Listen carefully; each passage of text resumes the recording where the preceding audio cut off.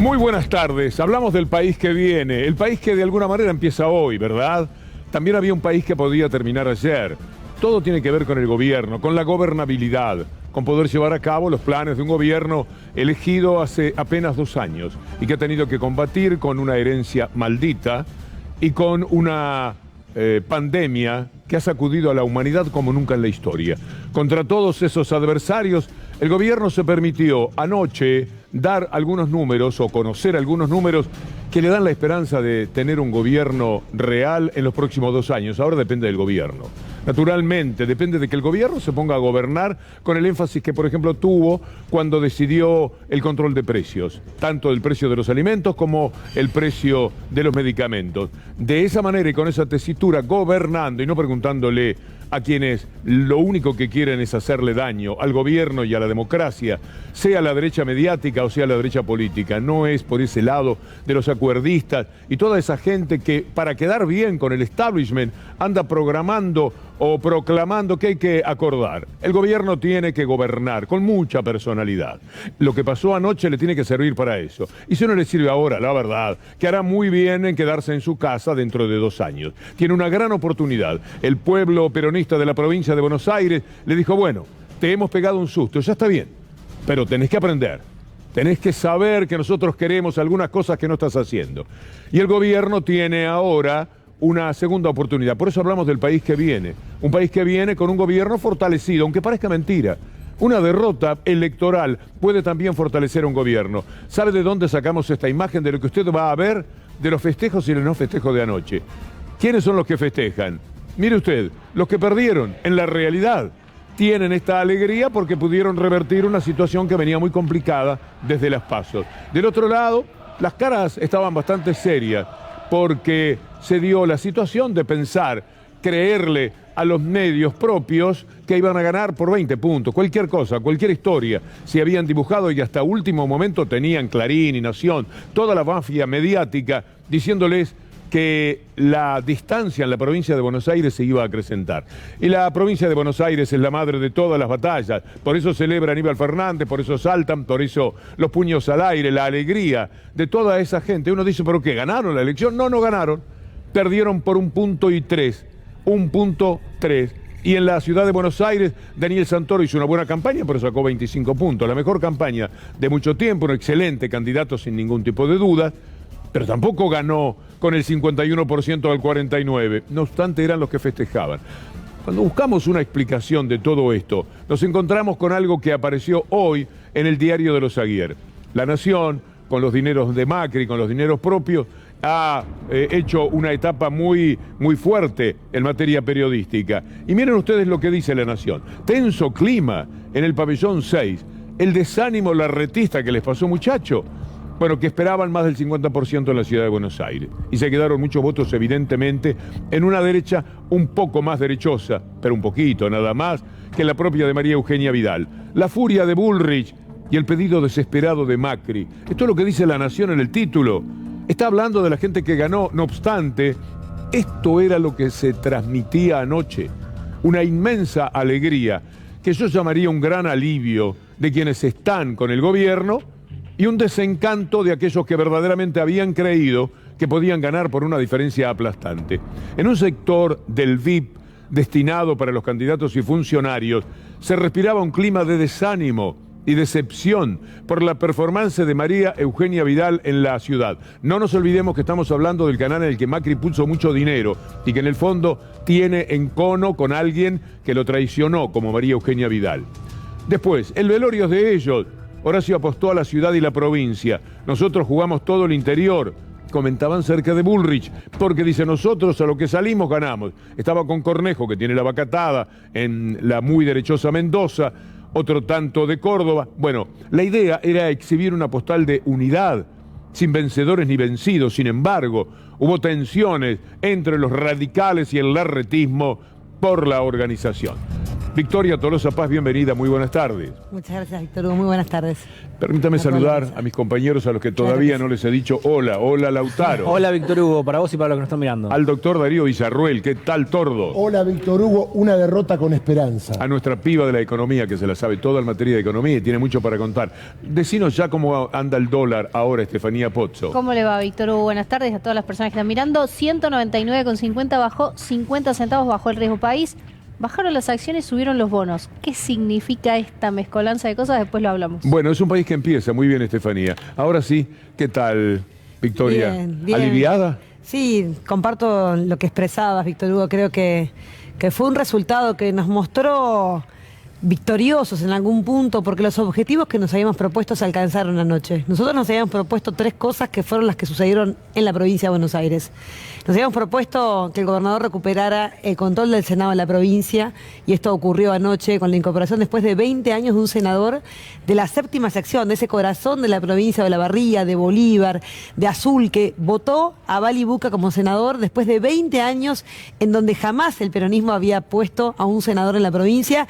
Logramos ese escaño y eso nos permite que el gobernador pueda, con el voto de Verónica Magario, tener obviamente un Senado que le permita avanzar en esta nueva etapa de la provincia. ¿Cuáles han sido los distritos que pudieron revertir la situación? Sé de Quilmes, por ejemplo. Quilmes fue extraordinario, hice lo propio esta mañana felicitando a la Mayta porque el esfuerzo que ha puesto, no solamente Mayta, sino todo el equipo, Cecilia, la candidata concejala, ha sido extraordinario. Remontar de 7 para abajo y lograr obviamente salir con más de 2.000 votos de ventaja es un triunfo realmente para celebrar. Lo propio ha hecho Gabriel Catopodis con el equipo de Cato, pero bueno, de Fernando Moreira, el intendente, pero Cato poniendo el cuerpo como ministro, como exintendente, acompañando a Nancy Capelón. Es trabajar, además de ser ministro de la Nación, trabajar sábados y domingos desde las 6 de la mañana. Uno lo podía ver a Gabriel Catopodis y a Nancy Capeloni, nuestra querida candidata a concejala, que además es la compañera de vida de Gabriel, en una entrega absoluta, desde muy temprano de la mañana hasta muy tarde el sábado y el domingo a las 6 de la mañana de nuevo, todo el tiempo sin parar,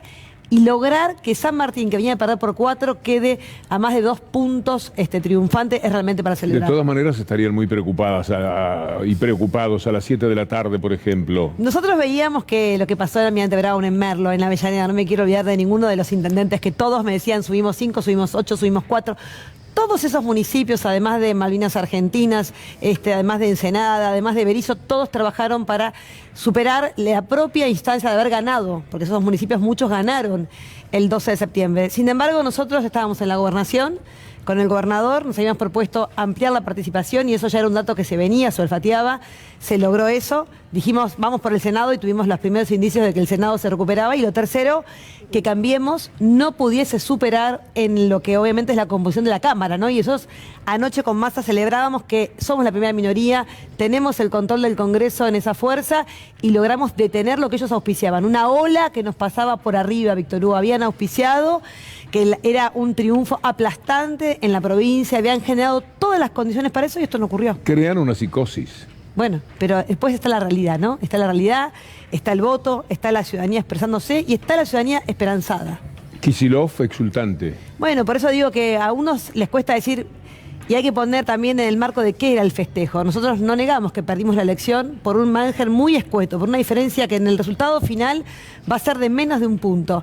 Pero claramente la celebración tenía que ver con los objetivos que nos propusimos y con que claramente somos conscientes cada vez más que el camino es Víctor Hugo. Este es el camino que tiene que transitar la provincia para recuperar el trabajo, la producción, las inversiones. Yo soy futbolero. ¿Sabe por qué es una victoria la derrota de ser? Porque jugaron con la cancha inclinada, en contra, con el árbitro en contra, con las hinchadas mediáticas en contra. Es increíble.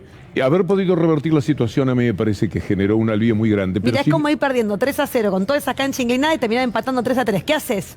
Salís exultante. ¿Y cómo ¿no? se queda el que empató, pero que iba ganando y pensaba que iba a ganar por muchos más goles? Es así. De eso se trata. Pero lo interesante es mirarlo con generosidad, el resultado. A mí me parece que le hace bien al país y a la democracia que esto haya sucedido. Porque de lo contrario, si se hubiera reiterado lo de las PASO, teníamos en este momento un pedido de golpe blando. Bueno, yo lo dije, lo anticipé y fui a veces duramente criticada por mi propia fuerza política.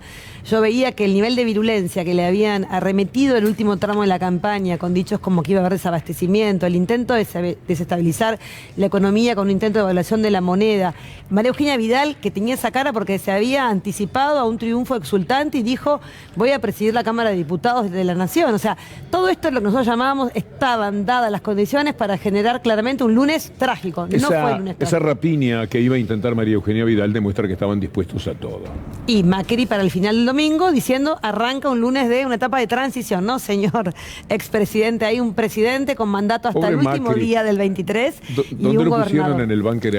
en el búnker a Macri? Vamos a mostrar después en la columna la fotografía porque es muy gracioso el sitio tan modesto que le dieron atrás de todo. Y él que dice esos disparates, me parece, para ver si llama la atención y puede recomponer su lugar. Sí, justamente te quería preguntar, Victoria, sobre lo que estaba hablando Víctor Hugo y lo que decías vos. Vos fuiste la primera que habló de golpe blando, te saltaron a la yugular. ¿Qué sentís cuando Mauricio Macri habla de una transición lo más ordenada posible? Y de hecho también en una entrevista dijo, vamos a acompañar todas las inestabilidades que haya. Sí, el gran diario argentino, Clarín, escribió de puño y letra que Schiaretti podía ser a partir del lunes un gran puente en esta transición que imaginaban un gobierno que se truncaba a partir de un resultado electoral. Por eso digo, mira la gravedad.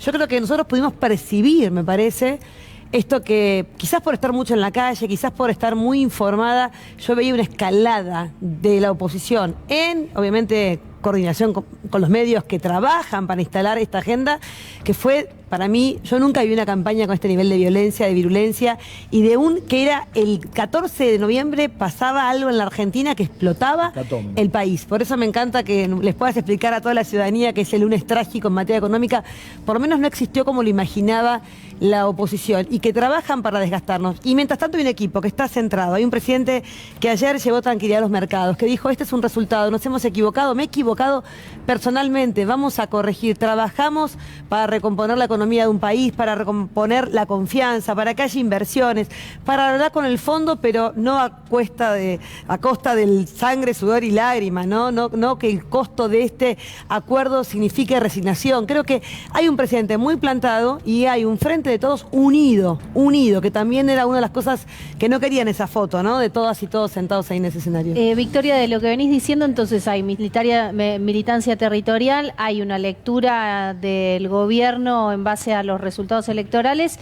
¿Cuánto incidió en la inyección de dinero para lograr revertir el resultado de las PASO? Porque bueno, formó parte de la discusión el famoso plan platita, ¿no?, del que hablaba la oposición. Mira, yo creo que ahí es donde la oposición se queda en la repregunta de ese plan platita, cuál es la emisión que hizo la Argentina y el gobierno del 12 de septiembre al 14 de noviembre. No existió tal plan, no existió de verdad.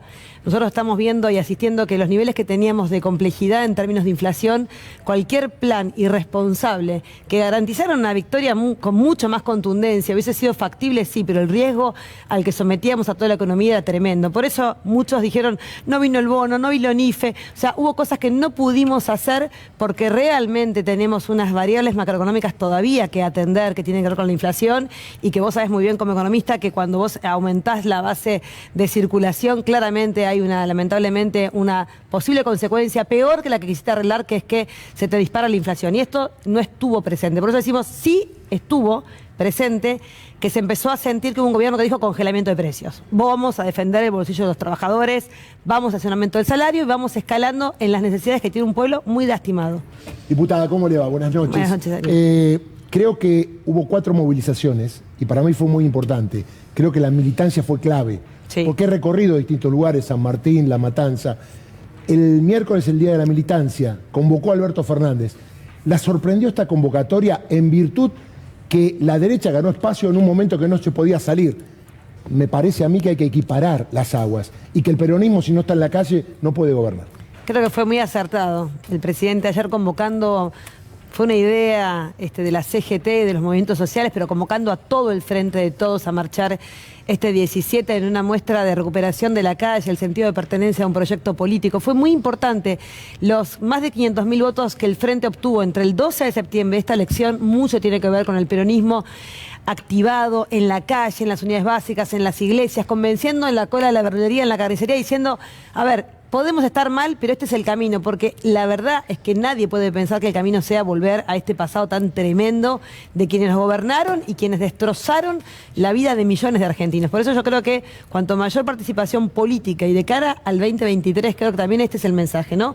Ampliar las bases de participación de un frente que necesita muchas expresiones, necesita abrir esa participación para no cerrarnos y para no achicar la fortaleza de un frente que tiene obviamente esta característica de ser realmente una mayoría de la Argentina en una expresión muy variopinta, de distintas expresiones, pero que tiene que confluir en un escenario de mayor participación democrática. Victoria, ¿cómo tomás el pedido del gobierno al diálogo con la oposición? ¿Por qué es importante? ¿Y cómo tomás que minimicen la responsabilidad que tiene la oposición a la hora de dar una respuesta a ese pedido? Bueno, tienen una gran oportunidad. Tienen una oportunidad porque salimos del periodo electoral, tienen la oportunidad de realmente demostrarle al pueblo de la Argentina que los votó y los puso en ese lugar de representar intereses, que se puedan sentar a discutir las principales leyes de la Argentina. Es necesario. Yo creo que tienen una posibilidad de realmente un acuerdo dejar posible, atrás. un acuerdo que tengas en mente. Mira, porque a mí para este pedido del gobierno es una demostración de debilidad difícil de sobrellevar. Sí. Pero es un punto de vista. Bueno, yo te doy el punto de vista que creo que es el que el presidente toma. El presidente elevó a la Cámara de Diputados de la Nación más de 5 leyes importantísimas que todavía no están siendo tratadas y que él considera que son las leyes necesarias para empezar a acordar ese camino que necesita la Argentina para crecer. La ley del complejo agrobioindustrial. ¿Alguien puede pensar que Diego Santilli o Facundo Manes o la propia Caña pueden no aprobar una ley de incentivos fiscales claros y contundentes para el campo de la provincia de Buenos Aires, para generar valor en origen y para poder exportar cada vez más ciencia y ¿Acaso no conocimiento? estuvieron contra la ley de etiquetado? Pero después la terminaron aprobando. Después dieron quórum y una gran parte de la oposición acompañó, otra no, pero un sector del radicalismo, motivados por los mendocinos justamente, dieron quórum y aprobaron y acompañaron. Ley de zona fría, Cornejo y Mario Negri aprobaron. Impuesto a las ganancias, un sector de la oposición aprobó. Modificación del régimen de la alícuota del impuesto a las ganancias para empresas, se acompañó. 74, no quiero parafrasear a Sergio Massa, de las 76 propuestas del Frente de Todos fueron acompañadas por la Alianza Cambiemos en tiempos de pandemia. Pueden caranchear en la tele y en las radios, pero luego tienen que ir al Congreso Nacional y también rendir cuentas en sus pagos, ¿no? En sus provincias, en sus localidades, y ese peso está. No imagino que el campo de la provincia pueda bancarse una negativa, una ley que sale de ellos mismos, ¿Y cuando de los ellos sectores dicen que no exportan. quieren dialogar? Bueno, por eso digo, o sea, la trampa es corta. El 10 de diciembre ingresamos al Congreso Nacional y el presidente de la Cámara de Diputados llamará a discutir estas leyes tan importantes, la ley de promoción de hidrocarburos, la ley del complejo agroindustrial y la ley, por supuesto, que queremos que van a ser todas leyes que tienen que ver con el crecimiento de la Argentina. Y ahí es donde ellos quedan atrapados. Tienen que tener generosidad. No se trata de acordar con el presidente, se trata de pensar la Argentina que viene. Y esa Argentina que viene necesita de certezas que se construyen en acuerdos Así políticos. que ustedes piensan que Cambiemos les daría un aval para que el gobierno con todo eso pudiese mejorar su perfil y llegar al 2023. Yo creo que van a tener, verdaderamente no, yo creo que hay leyes que van a tener presión de sus propios sectores.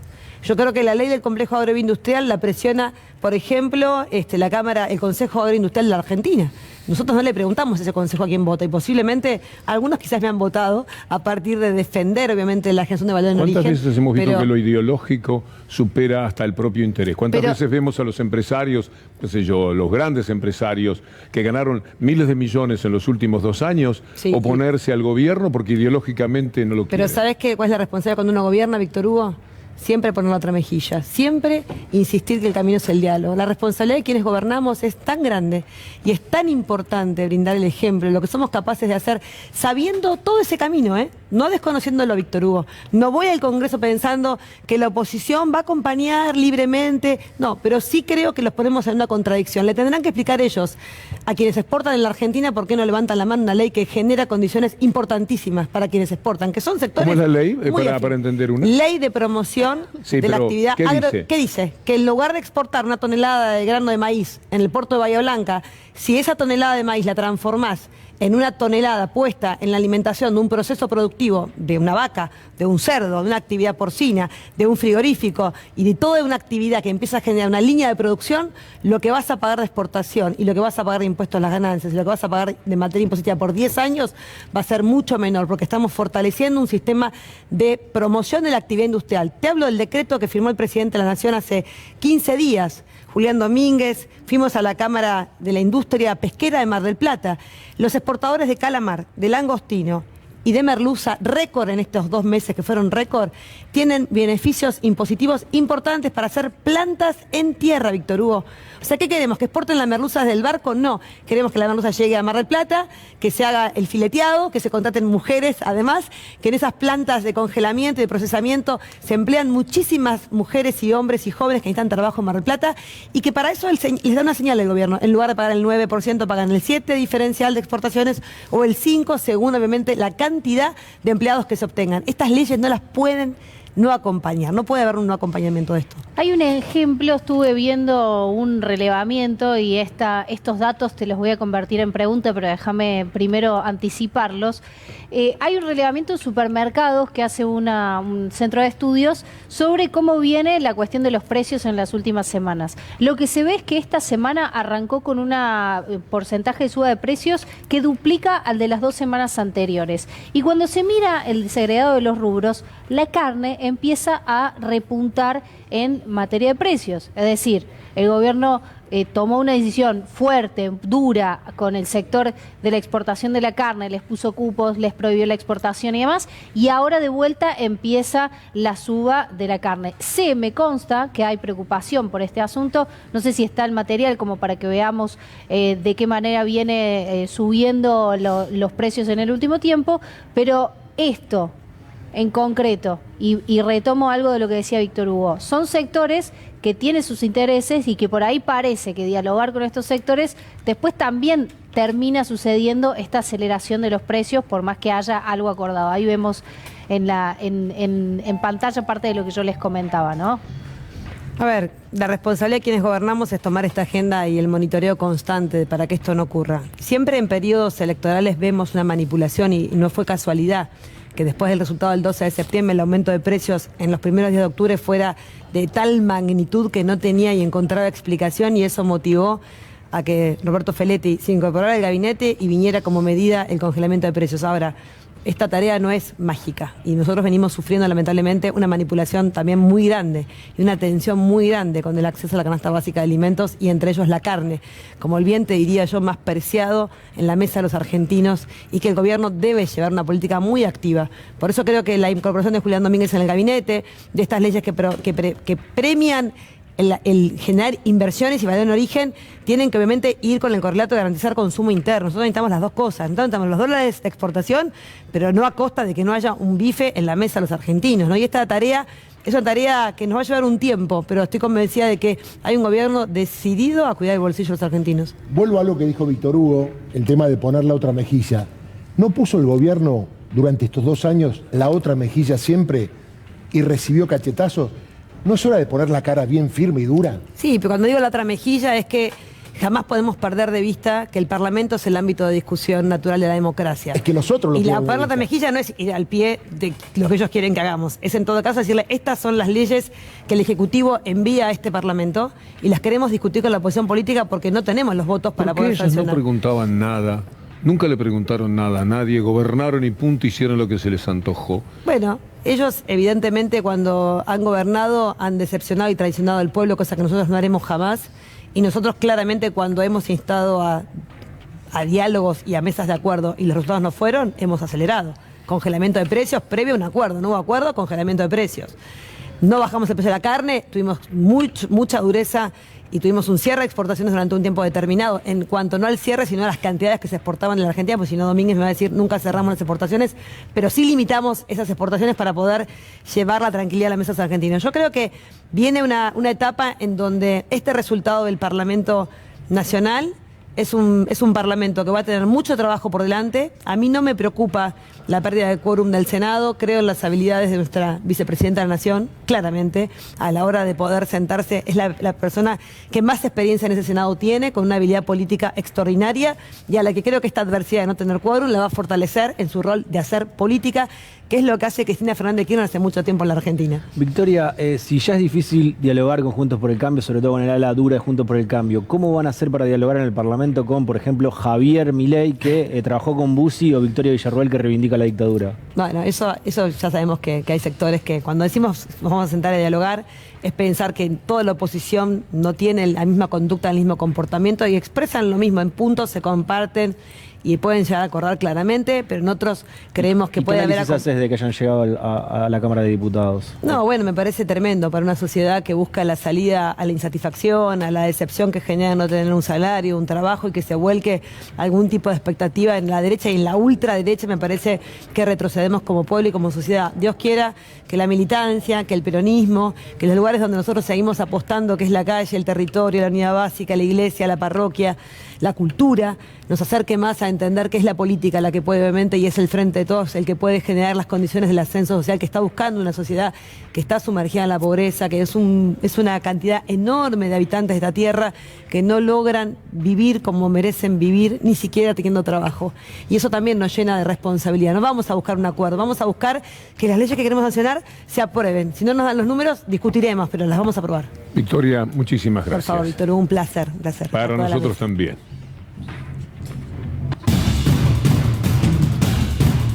El dólar blue, el dólar ilegal. Vamos a empezar a ponerle blue ilegal, es decir, para que quede muy claro, romper los ojos con la palabra ilegal. 199,50. Se replegó del precio que provocaba euforia en la tapa de la mafia de Clarín el día 11, cuando ponían el dólar a 207 pesos, a 3 días o 4 días, decían, de las elecciones. Ahora se replegó. Seguro que mañana no va a haber este título, no va a estar este título, pero por lo menos sépalo desde C5N cuál es el precio hoy del dólar. ¿Y qué es lo que ha pasado, Estefi?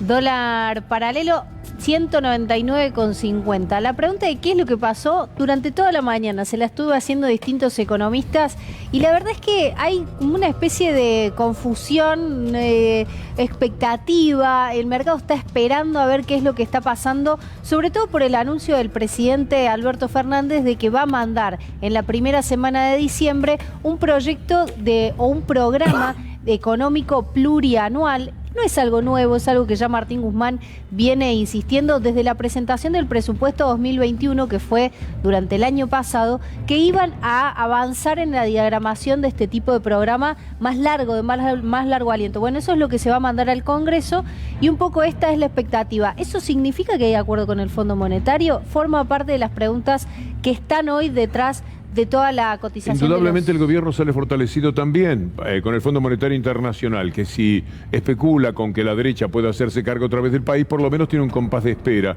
de 2 años reales en los cuales va a haber un gobierno con el que tiene que discutir el desastre que hicieron juntos el Fondo Monetario Internacional y el gobierno de la coalición neoliberal, con lo cual hay 2 años de gobernabilidad. El país que empieza hoy, el que se pone en marcha, es distinto al país que corría riesgo la semana pasada. Podemos hablar en términos mucho más tranquilos y ese precio del dólar posiblemente sea una respuesta. También está lo de los bonos, o fueron para arriba los bonos. Ese es un mundo de timbas, etcétera, pero siempre algo dice de las realidades del país. El riesgo país, que siempre es muy perturbador, sobre todo cuando se va para arriba, viene un poco para abajo, ¿no? Sí, porque están atados la cotización de los bonos con el riesgo país. Si suben los bonos, baja el riesgo país. Bajó 3% hoy. Vamos a ver qué pasa en el aspecto económico. Todos los días tenemos para analizarlo con Estefi. Mientras tanto, en lo jurídico, que es lo más importante de hoy, doctor Villarruel. Un día muy importante porque lo habíamos adelantado. Usted se debe acordar del fiscal de casación que se llama Javier De Luca, que ya había intervenido en la causa del memorándum y había dicho hace muchos años que no había delito, que había inexistencia de delito y que la DAIA no tenía por qué apelar porque carecía de representatividad. Obviamente después pasó todo lo que pasó, la relación de Mauricio Macri con obviamente el doctor Borinsky, el doctor Hornos, se dio vuelta a la causa y ahora esto está apelado ante la Sala 1 de la Cámara de Casación. Le dieron traslado a Javier De Luca. ¿Y qué dijo hoy Javier De Luca en un fallo de 18 carillas? Que él no tiene nada que decir porque ya lo dijo. Ya dictaminó en su momento, con las mismas pruebas, que había inexistencia de delito, por lo cual deja sin efecto la apelación del fiscal de primera instancia que quería que se haga el juicio. Es decir, que el lado de la fiscalía, el sistema acusatorio implica que para el fiscal de casación no hay que hacer el juicio donde se investiga el tema del memorándum. Usted dirá, ¿terminó todo? ¿Esto determina que la Sala 1 de la Cámara de Casación va a tener que decir, chau, ya está? No, porque la DAIA y familiares apelaron.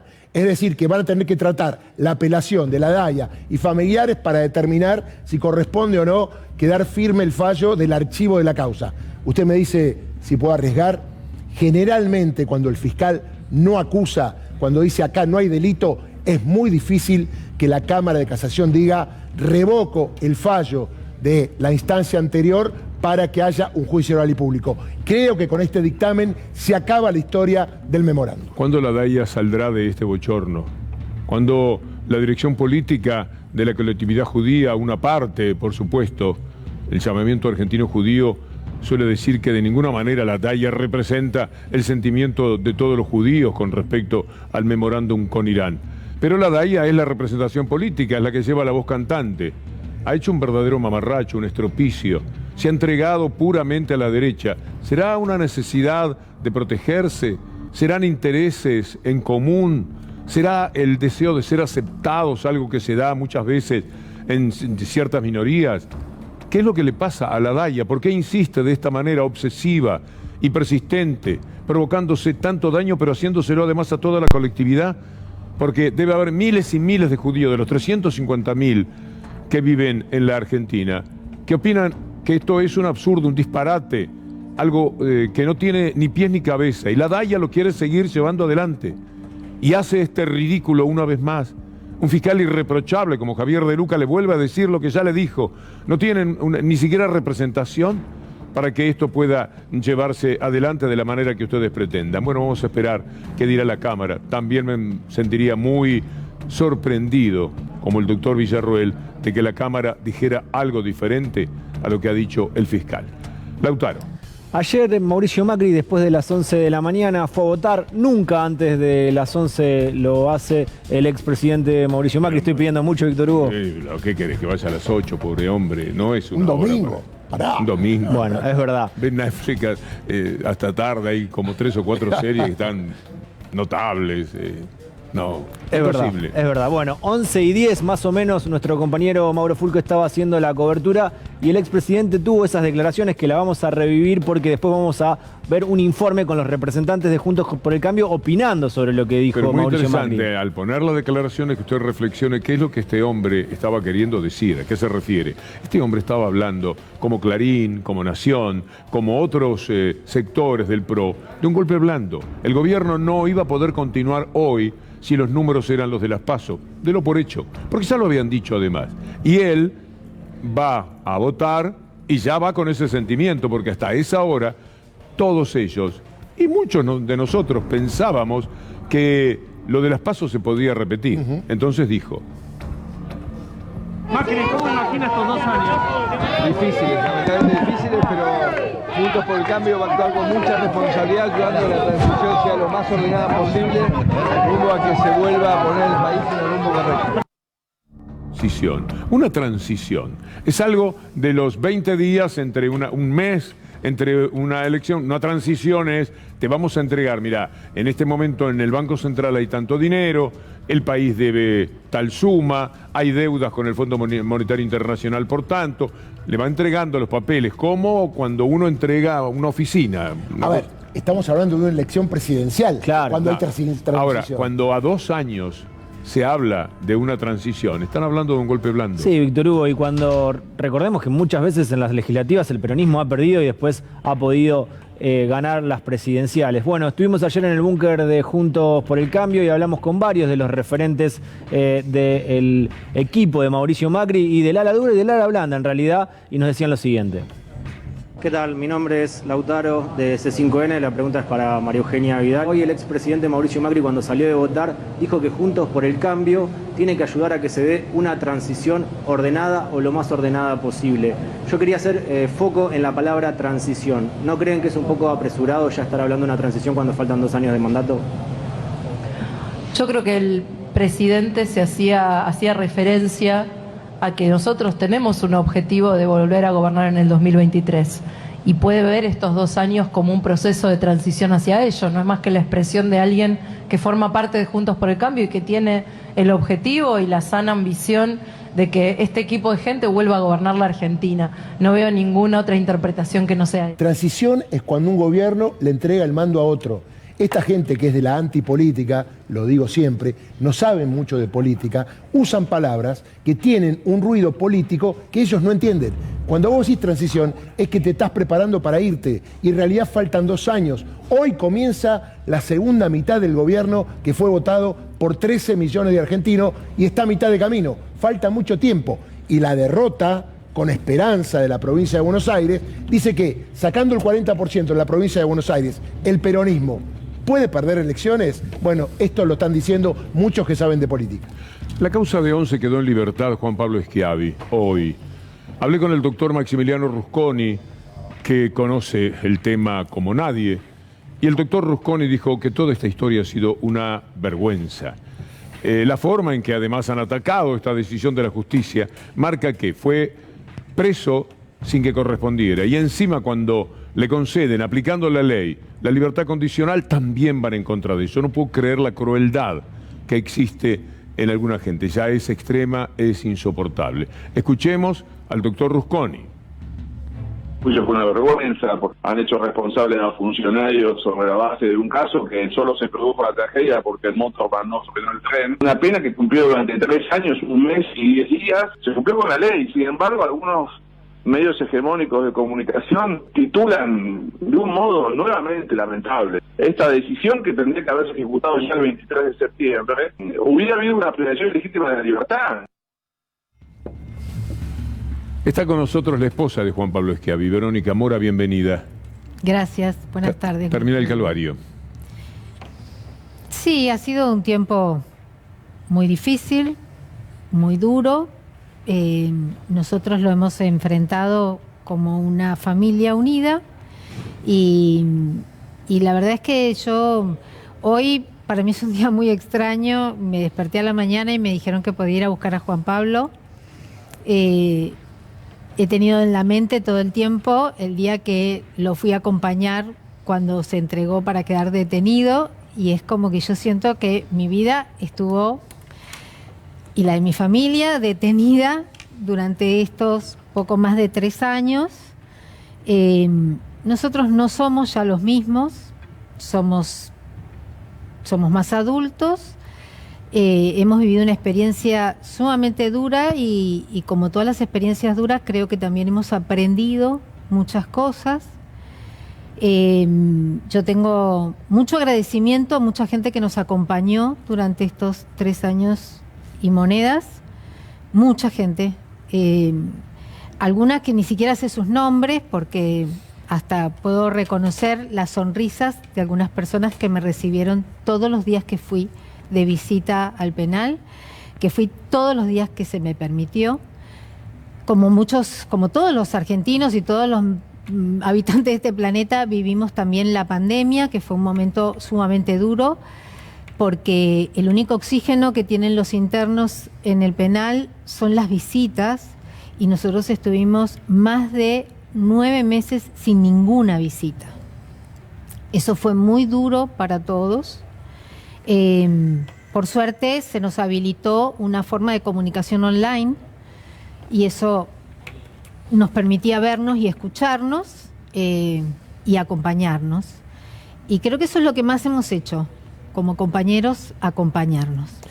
¿Cómo le va? Buenas noches. Hemos hablado en un par de oportunidades, sí. Hablamos con Juan Pablo en radio el año pasado, y él estaba muy desesperanzado en la posibilidad de obtener la libertad antes de hoy. En aquel momento él me decía, yo ya tengo que estar libre, y sin embargo no lo podía hacer. ¿Cómo está él? Porque una cosa es la prisión, otra cosa es la estigmatización mediática de tapa de diarios que consideran responsable de un hecho de corrupción?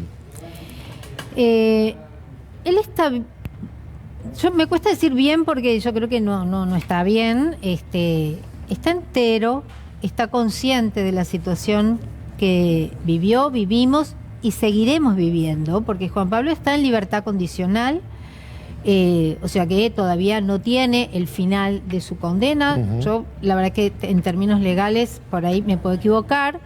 Creo que hemos hecho todo lo que la ley nos indicó que debíamos hacer para poder acceder a este derecho que es la libertad condicional.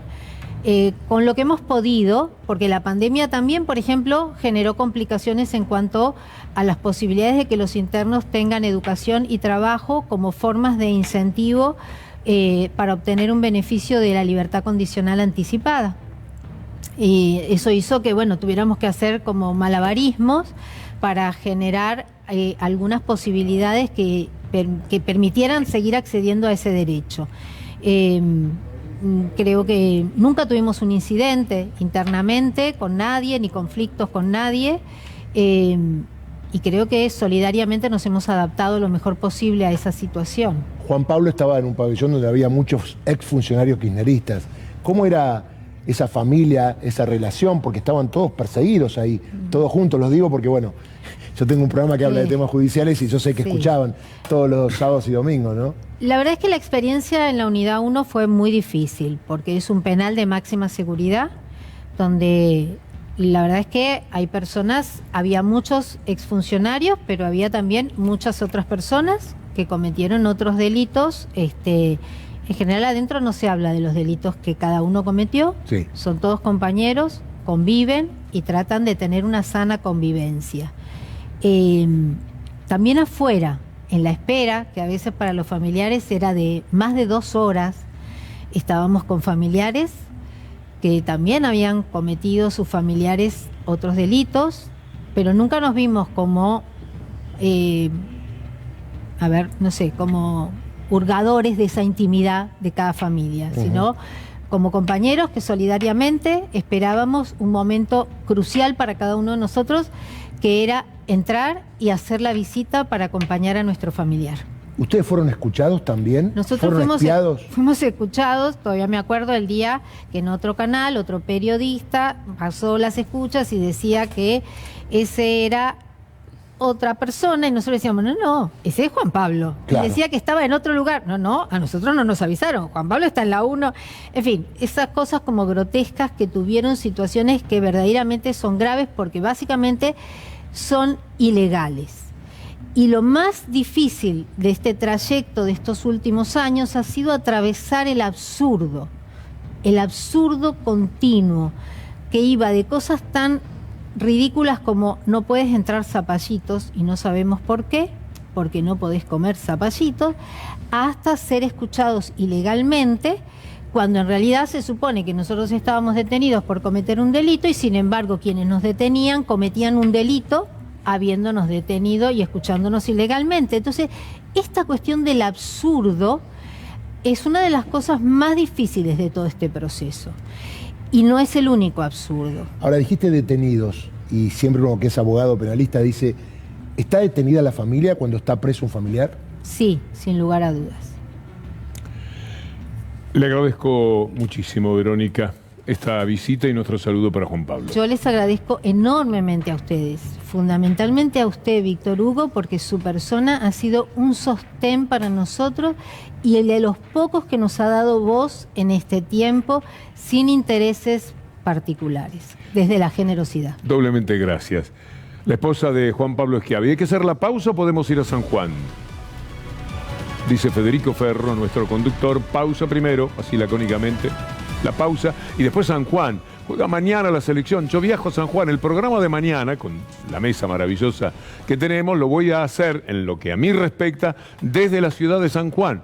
De paso voy a ir a ver a la difunta Correa. Yo me había ilusionado de que íbamos con usted a San Juan.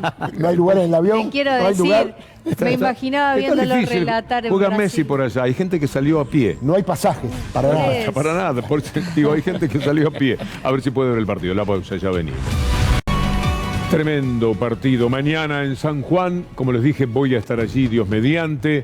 Voy a relatar el partido en una cancha después de bastante tiempo, porque normalmente se hace frente al televisor. Y como adelantado de todo nuestro trabajo, el que vamos a realizar en el programa, Alexis Sepsik, muy buenas tardes.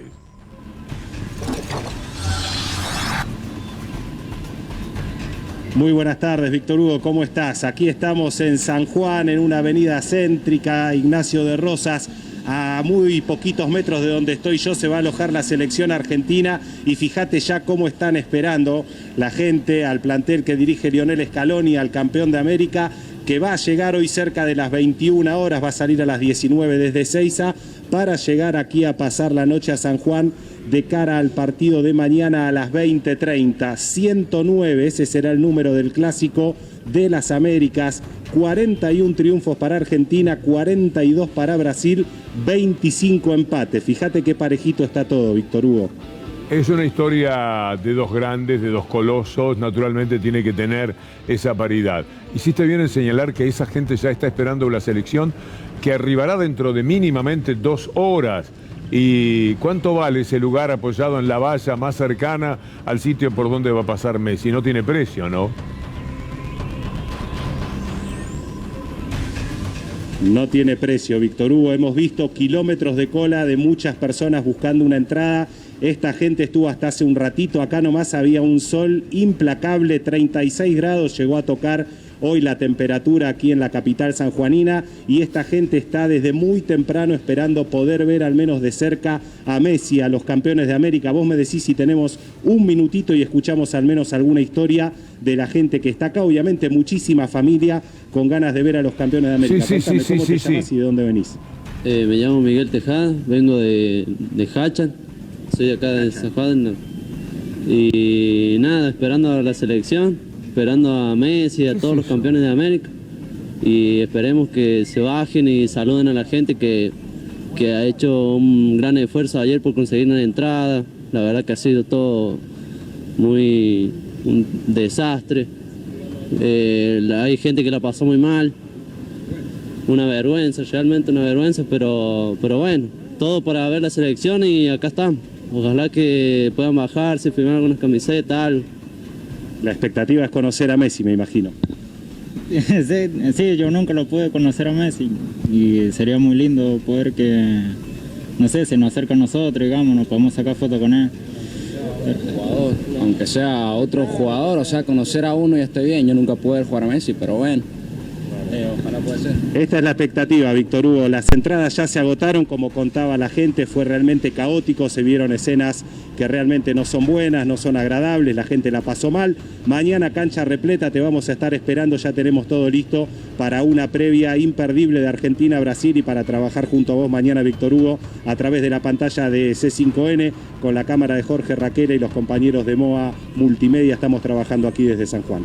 Qué bueno sería tenerte después de la columna. Hasta luego, Alexis. Lo que se ve es impactante, esa larga caravana de gente a buscar la entrada. Claro, porque era un lugar alejado, había que ir en auto, la gente lo dejaba, bajaba y salía corriendo en la búsqueda de las entradas. 26.000 personas van a estar mañana en el estadio, como se decía antes, lleno total. Está mal dicho, ¿eh? Lo aclaro, me lo enseñó Víctor Hugo, por eso lo digo. Bueno, la pausa y ya venimos con la columna. El país que viene, el país que empieza hoy, es bien distinto, por cierto, al país que muchos apostaban ayer. Se terminaba por lo menos esa fase de la República Argentina. Pero no, hoy tenemos un día completamente distinto, un día en el que hasta los indicadores económicos son un poco mejor, pero sobre todo el indicador de la democracia está muy fuerte. La democracia quedó bien parada al darse el resultado de anoche. Lo que estaban haciendo fue tan terrible. Lo que el periodismo de la derecha de la Argentina, el periodismo interesado y mafioso de la Argentina, ha hecho en estos días fue tremendo, terrible, inmanejable, hasta para ellos mismos. Han creado un monstruo que ya no pueden dominar, como sucede en las películas. Ellos mismos quisieran de vez en cuando detenerlo, a ese monstruo, y es probable que ya no puedan. Probable que no puedan nunca más. Miren lo que fue el collage que presentaron nosotros lo hacemos en forma de collage, de las informaciones del país que ellos pensaban que ayer explotaba, se terminaba, y el gobierno tenía que ser gobierno de transición, ir entregando poco a poco todo, y finalmente dar el golpe blando con el que siempre están soñando. Esto se publicaba en los diarios en estos días, a 2 semanas de las elecciones. Mire la falta de seriedad de la mafia de Clarín. Las últimas encuestas el gobierno no logra descontar. En nueva encuesta y alerta, el antikirchnerismo es récord y le pone un techo al gobierno para la elección. Últimas encuestas, abajo a la derecha, Diego Santilli se consolida arriba en provincia. Bueno, y algo de Milei. Nueva encuesta en la provincia, número récord para Diego Santilli y más distancia sobre Victoria Tolosa Paz. Mire usted este destacado ahora de hoy del diario La Nación, para que vea cómo juegan y por qué nos permitimos decir que se ha puesto en marcha un país diferente al que ellos imaginaron que iban a tener a raíz de los resultados de ayer. Encuestas. Pese a los anuncios, el gobierno no revierte las cifras de las primarias. Esto era anterior a las elecciones también del diario La Nación. Había otro diario que hablaba de 8 puntos. Es decir, todo servía para anunciar una caída otra vez estrepitosa del gobierno.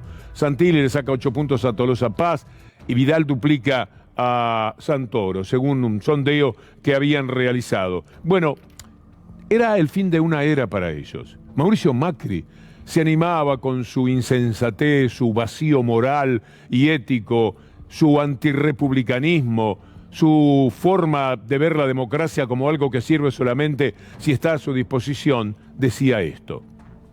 Lo que está pasando hoy es que se confirma que es el fin de una era, el comienzo de otra. Pobre Mauricio Macri, ¿cómo no va a decir esto si uno de sus empleados en el canal, bueno, en el diario La Nación, en líneas generales, todo se corresponde con el canal La Nación Más, aunque Morales Solá trabaja en este caso para el Grupo Clarín, cuando hablamos de televisión. Mire lo que ha sido Morales Solá en cuanto a las cosas que ha manejado y que ha dicho. Un periodo político de 18 años ha terminado, se acabó. Los Kirchner y el final de un ciclo político era en 2008. En 2008, el final de un ciclo político. Se acabó, se terminó. En 2010, principio y fin de la fiesta kirchnerista.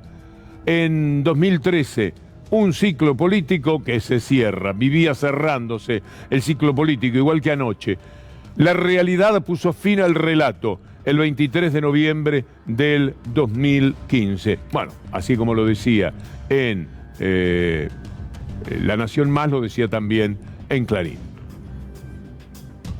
Y lo que estamos manejando es que se está repitiendo la elección de las PASOs, con más números para cada partido, porque hubo mayor participación, pero eso se repartió proporcionalmente. Si esto es así y no se modifica en el curso de la noche, lo que tenemos, para mí, que es lo más importante, es el final de un periodo político de 18 años, que es el kirchnerismo. Vive apurado, Joaquín, pobre hombre, con la idea, la ilusión de que esto se termina de una buena vez, porque él rechaza todo ese significado de pueblo, etcétera, que encuentra en ese sector político al que ha vivido atacando 2008, 2010, 2013, 2015 y hoy. Siempre igual, esto se terminó, ya está, fueron a otra cosa. A lo nuestro, a lo que ellos son capaces de hacer con la República robada que tuvieron hasta diciembre del 2019. Hay que ser diario de otro país para poder ver las cosas más o menos como se debe en la República Argentina. El País de España escribe lo que compartimos ahora mismo con ustedes, este título: una remontada electoral inesperada mantiene con vida al peronismo, pese a Morales Solá. No, perdón. Pese al triunfo opositor, dice el diario El País. Pero Macri ya estaba embalado temprano, se levantó para ir a votarlo, tarde como naturalmente, ¿quién podía pensar que iba a estar a las 8:10 de la mañana? A las 11 más o menos apareció, y así entre lagañas y demás alcanzó a balbucear que el país entraba en un periodo de transición, un gobierno de transición, un golpe blando. Macri, ¿cómo imagina estos 2 años? Difíciles, lamentablemente difíciles, pero Juntos por el Cambio va a actuar con mucha responsabilidad, ayudando a que la transición sea lo más ordenada posible, rumbo a que se vuelva a poner el país en el rumbo correcto. Bueno, miren dónde lo ponen a José Transición en el festejo muy moderado que tuvo. Allí atrás de todo, en esa flecha, tuvimos que buscarlo. Dice Andrés Larroque, ¿cómo lo esconden a Transición? Muy bueno. El gobierno, da el dato de lo que pasó en el país, quedó sin quórum en el Senado, pero miren dónde está Transición, Josecito Transición. Allá atrás de todo, la humildad, que no es justamente un detalle a destacar, y ellos tapándolo todo lo posible, como viene sucediendo bastante, ¿eh? Ahí está, buscando quedar un poquitito mejor posicionado. Bien, la gestión de Vidal es parecida en cuanto a la transición. Cuando Lautaro Maislin le pregunta por lo que dijo Macri, ella responde lo siguiente. El expresidente Mauricio Macri, cuando salió de votar, dijo que Juntos por el Cambio tiene que ayudar a que se dé una transición ordenada o lo más ordenada posible. Yo quería hacer foco en la palabra transición. ¿No creen que es un poco apresurado ya estar hablando de una transición cuando faltan 2 años de mandato? Yo creo que el presidente hacía referencia a que nosotros tenemos un objetivo de volver a gobernar en el 2023. Y puede ver estos 2 años como un proceso de transición hacia ello. No es más que la expresión de alguien que forma parte de Juntos por el Cambio y que tiene el objetivo y la sana ambición de que este equipo de gente vuelva a gobernar la Argentina. No veo ninguna otra interpretación que no sea esa. Claro, muy bien, una transición de 2 añitos, 2 años de transición. La transición es para un periodo de semanas en las cuales el gobierno que se va le tiene que dar las cosas lo mejor posible al gobierno que viene, para que los papeles, en qué escritorio, dónde se sienta tal funcionario, cuál es su oficina, qué sé yo. Eso es la transición. De ninguna manera la pretensión de cogobernar como pretende Macri y como también de alguna manera sostiene Vidal. Lautaro habló con otros integrantes de Juntos por el Cambio para ver qué piensan de la transición. ¿No creen que es un poco apresurado ya estar hablando de una transición cuando faltan 2 años de mandato? Yo creo que el presidente hacía referencia a que nosotros tenemos un objetivo de volver a gobernar en el 2023. No, yo creo que la respuesta de Vidal fue, supongo que está esperando que el próximo gobierno sea de la oposición. ¿Le parece prudente las declaraciones del expresidente? Preguntarle a él, faltan 2 años de gobierno. Vais a ver a qué se ha referido, no agarren cosas sueltas que no tienen nada que ver. Está bárbaro. Y son 2 años de transición que el gobierno tiene que terminar su mandato lo mejor posible. ¿Le parece prudente? Es que yo creo que en el 23 probablemente, hoy por hoy, en el escenario de hoy, Juntos por el Cambio va a ganar. Habría que preguntarle a él. Mauricio, usted habló de transición ordenada. ¿Le parece prudente estar hablando de transición ordenada? Tranquilo. Mauricio. ¿Y personalmente a vos? Yo no hice la declaración. Hoy habló de transición ordenada. ¿Le parece prudente ya hablar de transición ordenada? Con el micrófono no, por favor, no me ataquen. Pero no entiendo, pero no fue un ataque, Fernando, una pregunta nada más. Bueno, Macri le da la oportunidad de diferenciarse. Ahí estaba Tetaz, una declaración correcta. Pregúntenle a él, si lo dijo él. Evidentemente no pensaba lo mismo, lo cual es una cosa bastante respetable. Finalmente, no se puede comportarse así en la democracia. Si no, la democracia, ¿para qué?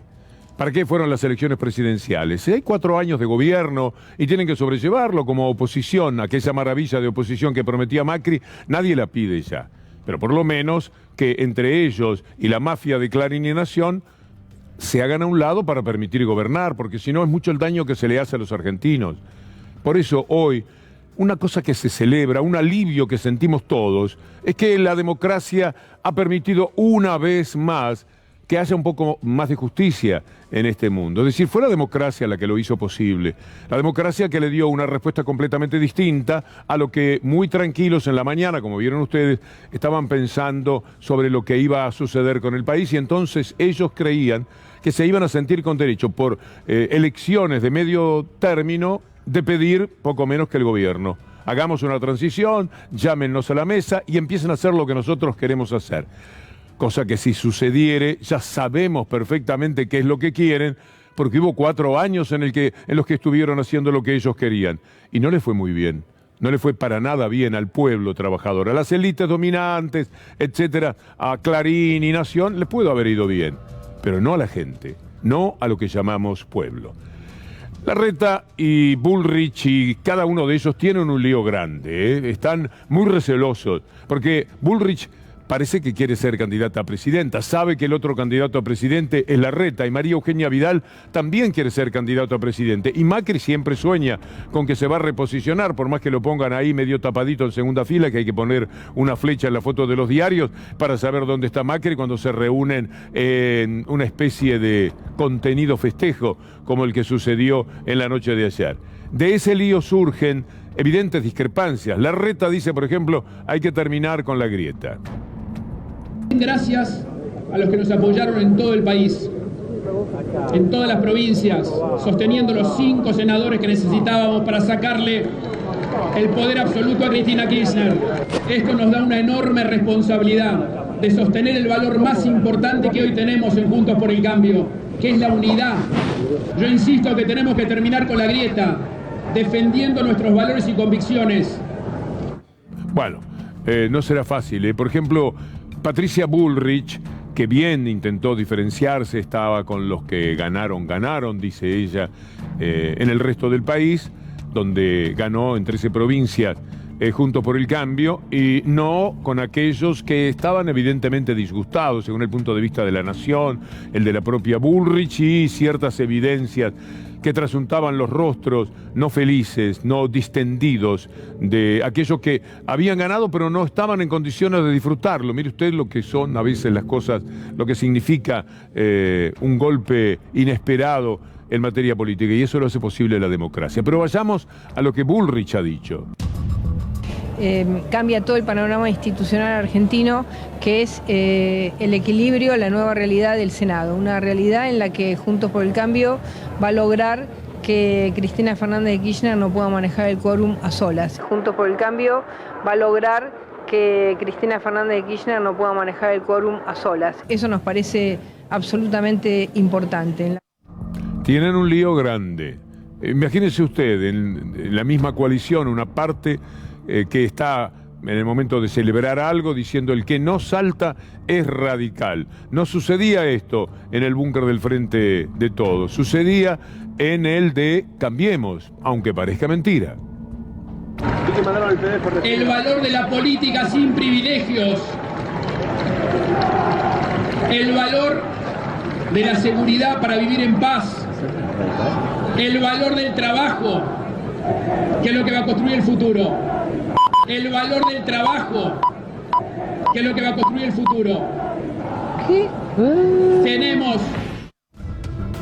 El diario La Nación hace un análisis de lo que eran los festejos de ayer, que es interesante recorrer. Vamos a ponerlo en pantalla. Tenso clima en el pabellón 6, el desánimo larretista, la furia de Bullrich y el pedido desesperado de Macri. Esto escribe el diario, que está con dineros de Macri para la televisión, pero en el rebote también van para el diario. En la trastienda del búnker opositor en Costa Salguero no faltaron fricciones entre halcones y palomas de PRO y la UCR, desplantes y peleas por subir al escenario. Parece que a Pichetto no lo dejaron, pobre Pichetto, que se quería subir a una victoria más o menos, y no se lo permitieron. En un sector del VIP destinado para los candidatos y funcionarios se respiraba un clima de desánimo y decepción por la performance de María Eugenia Vidal en la ciudad. El velorio es de ello. Horacio apostó a la ciudad y la provincia. Nosotros jugamos todo al interior, comentaban cerca de Bullrich, dice La Nación. Y por último, la idea era exhibir una postal de unidad, sin vencedores ni vencidos. Sin embargo, hubo tensiones entre los radicales y el larretismo por la organización. A todo esto, el presidente de la República habló hacia las 10 de la noche. Me parece que es eso lo que tenemos, porque también después hubo otra alocución en la cual estaba hablando de un acuerdo al que aspira. Quiero anunciar que en la primera semana de diciembre de este año enviaremos al Congreso de la Nación un proyecto de ley que explicite el programa económico plurianual para el desarrollo sustentable. Este programa contemplará los mejores entendimientos que nuestro gobierno haya alcanzado con el staff del Fondo Monetario Internacional en las negociaciones que lidera nuestro ministro de Economía, Martín Guzmán, sin renunciar a los principios de crecimiento económico e inclusión social.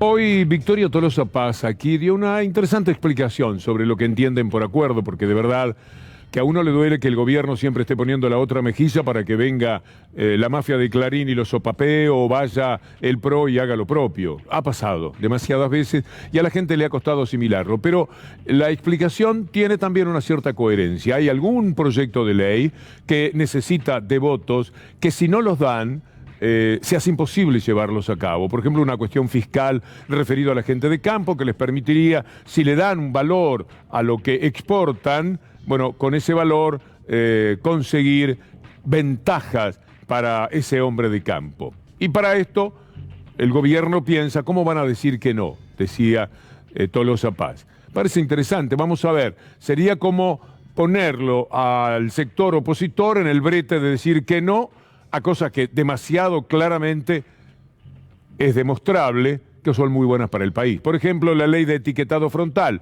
También los tuvo en una posición dudosa, dubitativa, negativa. Inventaron cualquier cosa porque no querían votar, pero después hicieron esos famosos focus groups, se dieron cuenta que iban a quedar mal parados y votaron. Y así pasó con 2 o 3 ejemplos que dio también Tolosa Paz. Por ese lado podría interpretarse, aunque lo que uno quiere del gobierno es que gobierne. Que estos 2 años los aprovecha a rajatabla. Ya se perdió un tiempo tratando de consensuar, de contemporizar, de acordar, de ser buenos, de tender puentes. Está bien, ya quedó muy claro que este es un gobierno dialoguista, demasiado ha dialogado y ha tenido que dar marchas atrás, etcétera, que no lo dejaron bien parado y por lo que ha pagado un alto precio.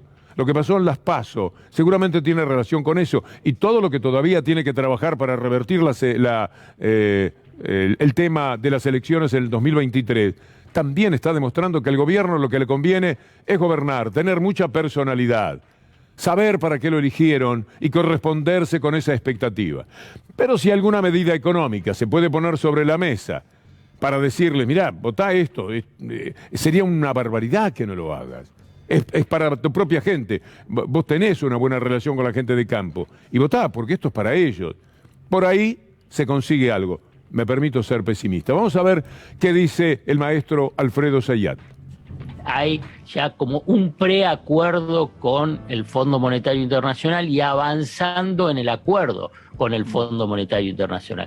Y además reafirmando el presidente que este programa económico plurianual, esta línea de negociación con el Fondo Monetario Internacional, hay un acuerdo de todos los integrantes y líderes del Frente de Todos. Lo que está diciendo es que el kirchnerismo, que Cristina Fernández de Kirchner apoya y acompaña este recorrido.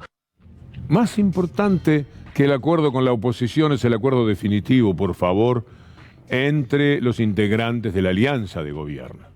Este es el acuerdo que tienen que lograr finalmente, para que cada ministro no piense en 4 personas, exagerando al hablar, cada vez que va a tomar una decisión, para que puedan ir realmente al meollo de cada una de las cuestiones que tienen que considerar.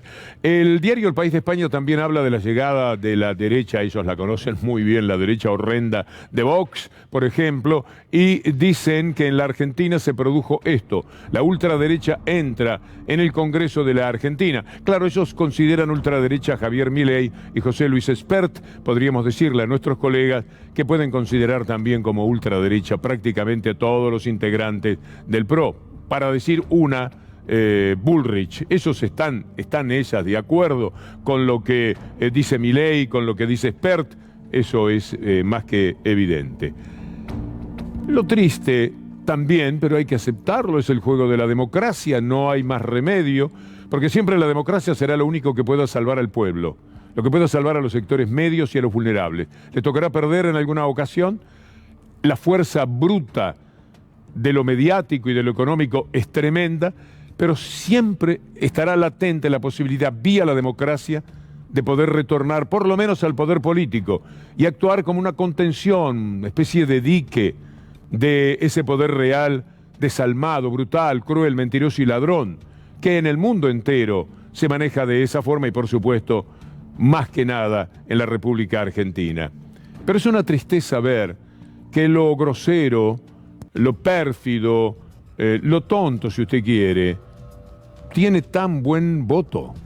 Porque estamos hablando de personas, mire usted, ganó Juez, por ejemplo. Las cosas que uno le escucha decir a Juez son tremendas. La que uno le ha escuchado decir a Milei, nada más que cuando le habla a Rodríguez Larreta, son, bueno, y ahí tenemos también, si Vidal y Patricia Bullrich y Macri, sobre todo estos dos últimos, están tan de acuerdo con Milei, imagínense lo que piensan a su vez de Larreta, con las cosas que le ha dicho, que dan vergüenza pasarlas por televisión. En algún momento le dije al equipo de producción, no lo pasemos más, porque era pertinente escucharlo. A veces es necesario, pero digo, ya es demasiado hiriente. Y sin embargo, diciendo esas groserías, como lo que también pasó ayer y que le vamos a mostrar ahora, les va bien. Y es muy triste que sea así, porque los valores en los que hemos pensado toda la vida, aquello de una cierta calidad humana para vivir, parecería que había un acuerdo generalizado de qué es lo que esperamos de la política y qué es lo que esperamos de la gente que nos va a conducir, no la peor conducta, no la grosería altisonante. Y esto es, tristemente, lo que ha predominado en victoria en los últimos tiempos en la República Argentina. Miren lo que pasó ayer con un loco desatado en medio de lo que era un festejo en el búnker del tal Milei. Mire usted, este hombre está sacando un arma, amenazando a una persona que todo lo que pedía era que por favor dijeran desde arriba que le habían robado el celular, porque eso sí, no se privaban de nada. Se robaron de todo entre ellos, los adherentes. Pero este había puesto el grito en el cielo, no se lo estaba bancando. Y entonces amaga este personaje con sacar el arma. Uno dice, bueno, va a haber una condena de Milei a semejante violencia. No, nada de eso. ¿Qué dijo Milei? Le sacan muchos delincuentes matando a inocentes, donde básicamente, como no enfrentan costo alguno, porque los delincuentes siguen utilizando las armas. Es decir, a los delincuentes no les importa, digamos, si hay permiso o no. Por lo tanto, digamos, llevan armas y si vos a los honestos no les permitiste, bueno, si vos decís que no se permite, los honestos no la van a tener, los dejás desalineados en términos de defensa y por lo tanto el resultado es que vos tenés más delincuencia. Bueno, eso es un tema de las personas. El que quiere estar armado, que anda armado. El que no quiere estar armado, que no anda armado. El que quiere estar armado, que anda armado. El que no quiere estar armado, que no anda armado. Así las cosas. Esto se ha dicho en la Argentina, a esto quieren avanzar. Vamos a ver qué dicen los seguidores de Milei, si se corresponden con este tipo de tesitura de su líder. ¿Por qué además con la bandera republicana en la espalda? Porque es como una reivindicación a Trump y Bolsonaro, que son presidentes de derecha, y yo creo que los libertarios tienen que ampliar el panorama. ¿Te molesta cuando te asocian con el fascismo? No, la verdad que no, porque me lo vienen diciendo y me dicen que soy un nazista, así que ya es costumbre. Es más, te digo, prefiero que me digan que soy un nazista y no soy un montonero terrorista de los 70. Yo soy la idea de que los negocios, esto es un negocio. A este país hay que manejarlo como un negocio para que pueda salir del estado que está, si no, olvídate. Mandó Jesús, Dios Padre mandó a Jesús, y Jesús ahora lo que está haciendo es a través de Milei, de este personaje muy bueno, que es para la libertad, lo que está haciendo de que todos nos sintamos libres, de expresión, primeramente de expresión, porque nadie podía expresarse por estos corruptos, desgraciados, peronistas, socialistas. Ajá. Bueno, este es el tema. Veamos ahora hasta dónde puede llegar la crueldad y la maldad. Una mujer entiende perfectamente qué operación tuvo que hacerse Cristina Fernández de Kirchner. Es decir, Bullrich sabe muy bien de qué se trata. Primero fue por el lado de que se operaba para no ir al acto. Resulta que corrieron el acto para que pudiera ir Cristina Fernández de Kirchner. Pero ella quería insistir con el tema. Y como ayer, la lógica recomendación médica, ¿usted se imagina lo que es para cada uno de estos personajes el esfuerzo de estar allí? La cantidad de gente con la que hay que abrazarse, con la que hay que estar, los pechazos. Está en un pozo operatorio. No es nada fácil lo que sucede en estos casos. Y le dijeron, no vayas de nuevo. Algún inconveniente se puede presentar. No cambia demasiado la historia, pero la quieren presentar a Cristina Fernández de Kirchner, tanto Bullrich como la mafia de Clarín, como una persona que no quiere ir, o porque está enojada, o porque no se anima y se esconde, como dice Patricia Bullrich. Yo lo dije hace unos días y me saltaron a la yugular diciendo que Cristina Fernández de Kirchner en los momentos difíciles no está y hoy no va a estar. Y eso quiere decir que la ciudadanía espera que el gobierno reaccione articulándose. Veamos este tuit explicativo de por qué no estaba Cristina Fernández de Kirchner, que parece la cosa más natural. La semana pasada se había intervenido quirúrgicamente de algo que no es una simpleza para las mujeres. Veamos cuál era el tuit que permitió que Patricia Bullrich pensara que volvía a tener razón después de claramente no haberla tenido. Me han indicado reposo, nada de qué preocuparse, pero el esfuerzo realizado para participar del cierre del Frente de Todos retrasó la evolución del posoperatorio. Por eso esta noche no podré estar como hubiera querido y como siempre he hecho en el búnker. Abrazo fuerte a todos y a todas. Luego estuvo en el llamado que recibió Alberto Fernández, que hizo mención claramente a la presencia espiritual de Cristina Fernández de Kirchner en una noche que terminó siendo tan importante para el gobierno. Y lo de TN, lo de la mafia de Clarín, tiene que ver con que algo hay que decir siempre. Si no va, no va. En este caso porque está enojada, está muy enojada, y entonces no va. Enseguida nos vamos a meter con saber si Cristina Kirchner estaba pensando, digo que las cosas son distintas ahora que en las PASO, ¿no? Si se enojó tanto con la derrota de las PASO, si estaba furiosa con la derrota de las PASO y escribió esa carta. Hubo un tuit recién, 19:15, recién la vicepresidenta de la República avisa que no va a ir al búnker del Frente de Todos. ¿Por qué tardó tanto? ¿Los médicos realmente le dijeron ahora que tenía que hacer reposo? No. Cristina Kirchner, según la fuente que yo consulté, está ahora muy enojada. Vamos a ver algunas cosas graciosas también. Ustedes se merecen una sonrisa. Con todas las tensiones que hubo ayer, era un día interminable. De verdad que teníamos todos una inmensa expectativa. Y cuando uno veía la forma de festejar, de hablar de gobierno de transición, de ir pidiendo cancha, queremos gobernar nosotros, lo que decían los medios de comunicación, lo que decía cada uno de los representantes de esa verdadera mafia, que es el gran enemigo, por supuesto, del pueblo y de la política y de la democracia. Uno tenía muchísimo miedo, porque de verdad que si se reiteraba lo de las PASO, hoy teníamos un país que no es este, del que hablamos diciendo que se trata de un país que se pone otra vez en marcha, que empieza un país, como fue que titulamos, el país que empieza hoy. De alguna manera hay un país que empieza hoy, hay un país que se pone de pie, los indicadores económicos y todo lo que va a venir. Es primavera para el gobierno, una buena primavera por el resultado de anoche. Y ahora viene un verano de muy buenos datos, viene un verano de notable aporte del turismo, de buen movimiento económico. Viene un verano en el cual se va a anunciar el crecimiento del país, 8-9%, en el que a lo mejor en las próximas semanas se conoce el acuerdo con el Fondo Monetario Internacional, que será bueno, porque si no es bueno, la verdad, uno se baja, dice que paren el mundo, me quiero bajar, porque el gobierno tiene que tener la personalidad, porque tiene la razón para hacer un acuerdo que sea bueno para el país. Definitivamente, no hay acuerdo posible si no es bueno para los argentinos. Ese es el acuerdo que hay que buscar y procurar. Pero este es un acuerdo con posición dominante para el gobierno, no el acuerdo que quieren los medios de comunicación y la derecha que tratan de apoderarse del gobierno o trataban. Porque para eso las elecciones de anoche han sido un dique muy importante. Bueno, me hablaba de un par de cosas, si se quiere, graciosas. Vamos a verlas juntos. Este nivel de casi trámite de sazón que tenemos en este lugar. Están probando un micrófono a esta hora, con el parlante a todo volumen. Hasta hace un rato ponían un tema musical, ponían un rock, lo cortaban en la mitad, ponían una cumbia, lo cortaban en la mitad. Es decir, a ver, quizás no son elementos relevantes, pero si uno hace el conjunto de esto y le suma, por ejemplo, es un dato absolutamente secundario, digo, no tiene que ver ni con la composición del Senado, ni con si Cristina viene o no, pero antes de las 6 de la tarde, por ejemplo, vos ibas a pedir una botellita de agua y ya no había.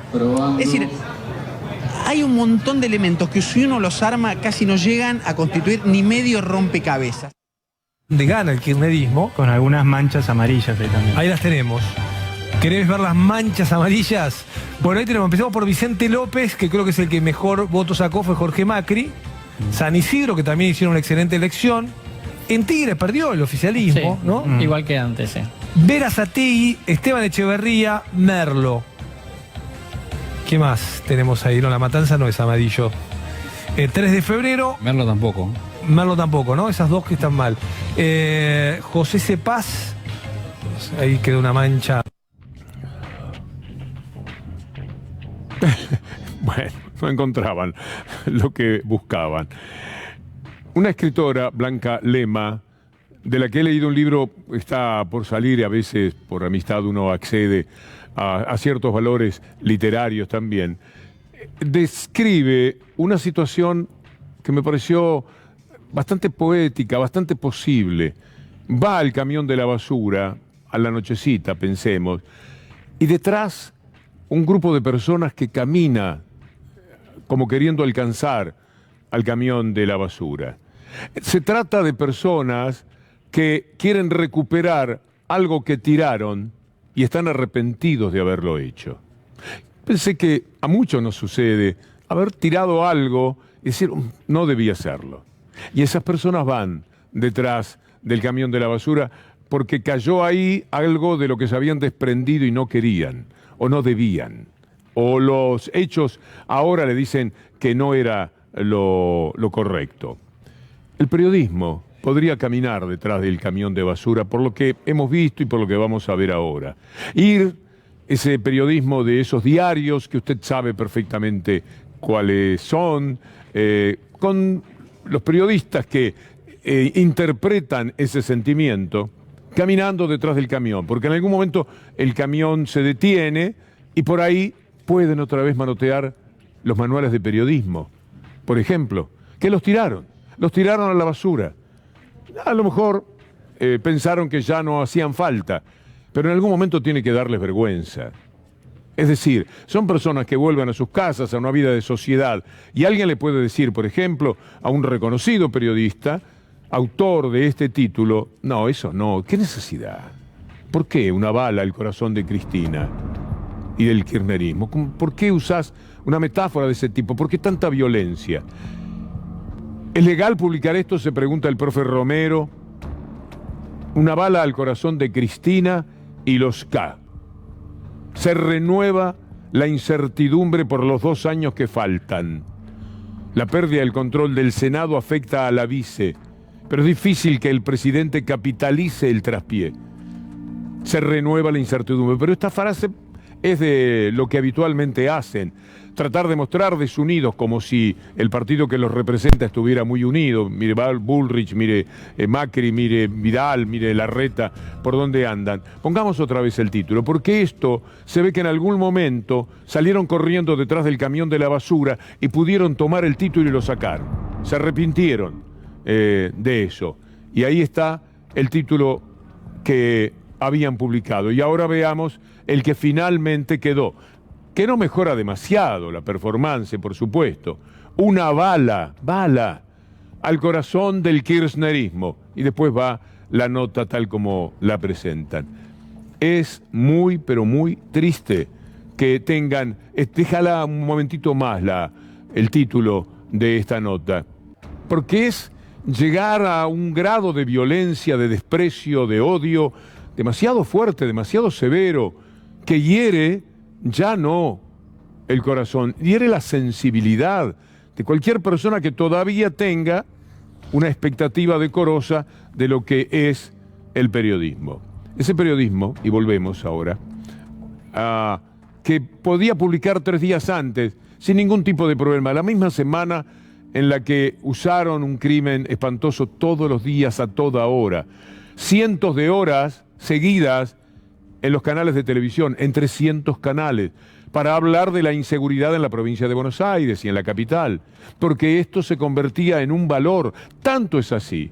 Fue tal la incidencia de la mafia de Héctor Mañeto, acompañado por supuesto por la de los hermanos Aguiar, que buena parte del desaliento que teníamos ayer, piénselo, tenía que ver con cuánto había finalmente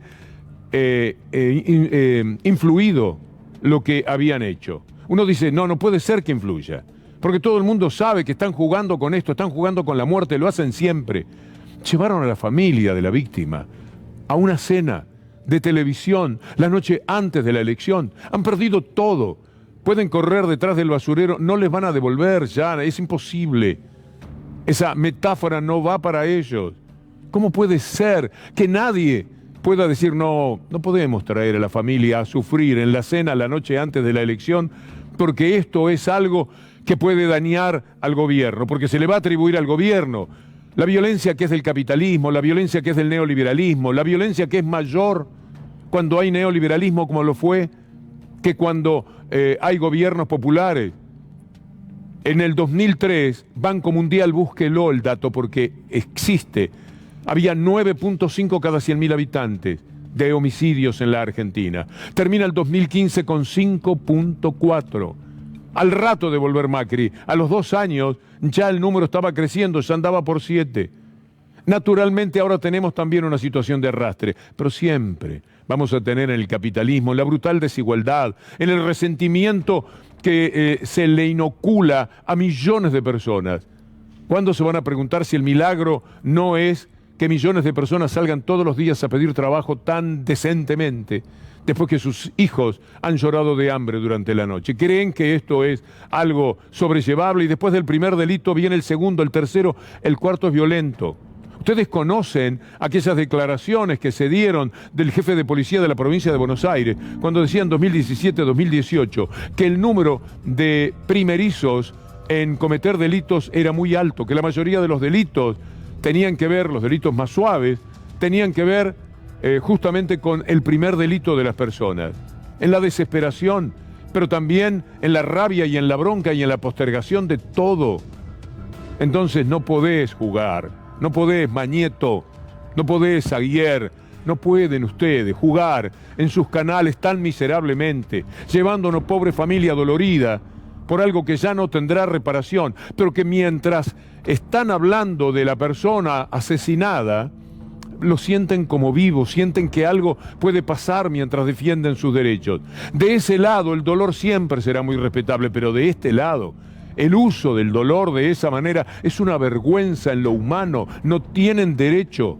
Todo para ver si podían tener razón en las encuestas que publicaban de que finalmente al gobierno le iba a ir pésimo y Tolosa Paz iba a perder por 100 puntos y todo lo que ustedes vieron que les mostramos en una parte. Es inadmisible que recorran ese camino.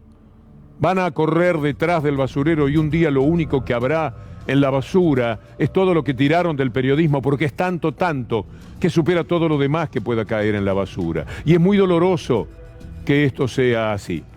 Terrible. El país se pone en marcha también con algunos indicadores. Vamos a ver mañana, pasado, hay que ver cómo juegan con el mercado.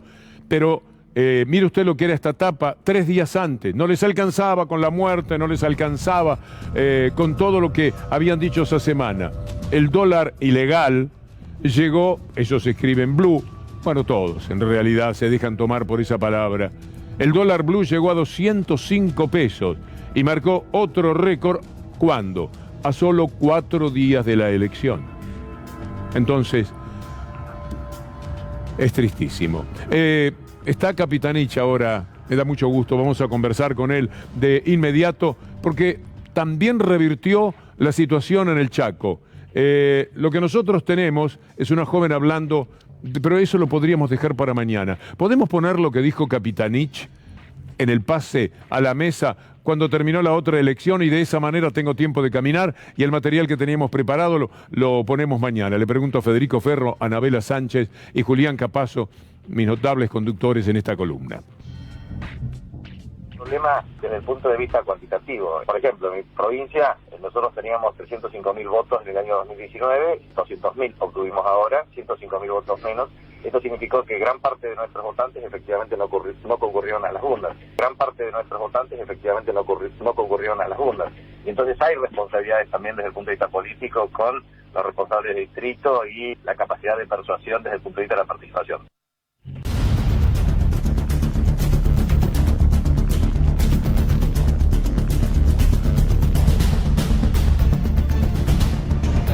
Víctor Hugo, un gran gusto saludarte y a toda la mesa. Muchísimas gracias por la deferencia de invitarme. Bueno, interesante eso que escuchábamos, porque parecían palabras de ocasión por la derrota. Sí, sí. No, bueno, la verdad es que nosotros hemos evaluado efectivamente que la no concurrencia de votantes fue determinante en las primarias abiertas, obligatorias y simultáneas.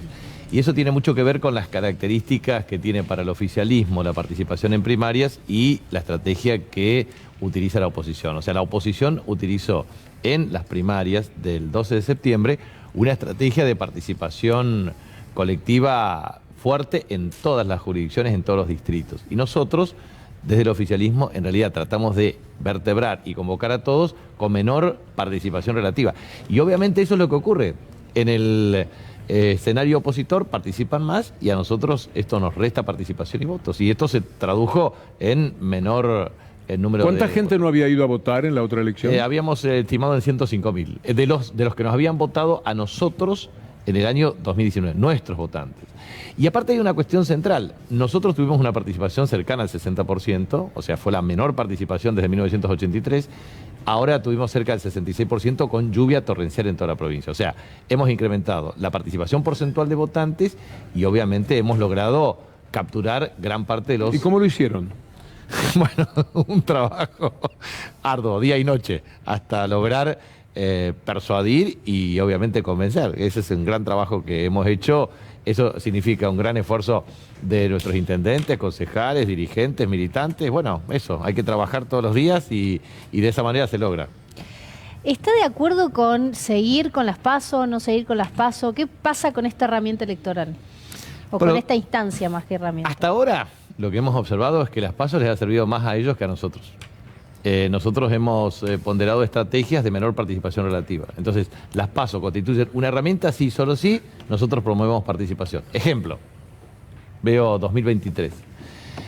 Si uno analiza el escenario político opositor, ¿qué es lo que uno observa? Primero, una hipotética alianza Bullrich-Milei para participar en las primarias, una fórmula ya cantada, Rodríguez Larreta, Santilli, y otra que efectivamente puede ser Morales Valdés, o eventualmente hay que ver qué es lo que hace Macri. Finalmente, si decapita las otras fórmulas o puede ser una alternativa entre ellos. De manera que ahí nosotros vemos que ellos trabajan con mucha perspectiva y potencialidad en los distintos escenarios. ¿Y nosotros qué hacemos? Nosotros lo que tenemos que hacer es, para mí, promover realmente un modelo de participación en donde las primarias sean también un factor de participación. O sea, ir a distintas listas. Sí, me parece que eso sería muy bueno. Seré curioso. ¿Qué hace usted por acá? Yo vengo a este programa. Vine muy especialmente. ¿No lo han llamado para ser funcionario? No. Vine, se me ocurrió en este momento. Vine específicamente, por el respeto que le tengo, vine a este programa porque he recibido la gentil invitación. Y en segundo lugar, tuve la oportunidad también, obviamente, de hablar con el presidente, con la vicepresidenta y seguramente mañana voy a estar con ellos. Se me ocurría la misma pregunta, Víctor Hugo, pero no me animaba a hacerla. Ya me saqué la duda. Yo tengo un poquito más de confianza. ¿Pero con Cristina habló? Sí, ¿La vio? ayer hablé con los dos, con Alberto, hablé con Cristina. Estarían contentísimos. Sí, muy bien y muy contento, muy alegre, con todas hablé. ¿No estaba enojada Cristina? Porque vimos recién un informe que estaba enojada. No, estaba muy contenta. Estaba muy contenta y la verdad es que nosotros nos pusimos muy felices porque, bueno, primero porque al final de cuentas son 12 puntos más de lo logrado respecto a las primarias. Segundo porque cuando a mí me decían, ¿y usted qué piensa para el resultado de las elecciones del 14 de noviembre? Entonces yo decía, los opositores no merecen ganar y nosotros no merecemos perder. Gobernador, pero bueno. Gobernador, se hizo viral una foto de usted en el Chaco. ¿Qué representa esta imagen para usted? Bueno, era digamos, eso fue un espontáneo nivel de convocatoria frente a la sede del Partido Justicialista en Resistencia y eso fue un enorme esfuerzo para tratar de llegar y de salir. O sea, era una multitud autoconvocada. De todas maneras, uno sabe que usted es una persona muy querida en el Chaco, Gardel. ¿Cómo recibió la derrota? Más allá de que no vino a votar gente y demás, ¿qué cosas se preguntó? Bueno, ¿en qué fallamos? ¿En qué fallamos? Porque evidentemente, primero, desde el año 2007 nosotros siempre ganamos las elecciones y de una manera contundente en la gran mayoría. La última elección nuestra ganamos por 18 puntos, pero llegamos a ganar por 37. Y a su vez hay una cuestión, al final de cuentas, cuando tenemos que hacer sumas y restas, en las últimas primarias, finalmente, para manejar esto en el fútbol, digamos, si preservamos el invicto, fuimos la lista más votada y nunca perdimos una elección. Pero como se cuentan los votos heterogéneamente, entonces parecía que nos habían ganado. ¿Sabe lo que me sorprende del Chaco en las veces que he estado? He caminado entre las estatuas, etcétera, de ¿cómo se llama? La Bienal, de la Bienal de las esculturas y demás. Y después he sabido de muchas cosas del Chaco. Tiene una actividad cultural que yo no sé si en la capital están reconocidas. Debe ser de las provincias cabecera del valor cultural de la Argentina. Seguramente es un faro de inspiración cultural por varias razones. Primero porque tiene una larga tradición con la Bienal de las Esculturas desde 1988.